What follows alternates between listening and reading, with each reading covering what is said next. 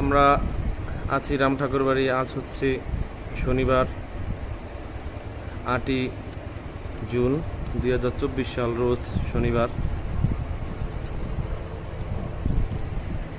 এটা হচ্ছে রাম ঠাকুরের মেন মন্দিরের যেটা আখড়াটা, যেখানে প্রণামী দেওয়া হয় আর এখানে পূজা অর্চনা করা হয়। রাম ঠাকুরের ভক্তি মেন মন্দির, একেবারে সর্বশ্রেষ্ঠ মেন মন্দির, মেন যে পূজা অর্চনা করা হয় সেখানে আছে।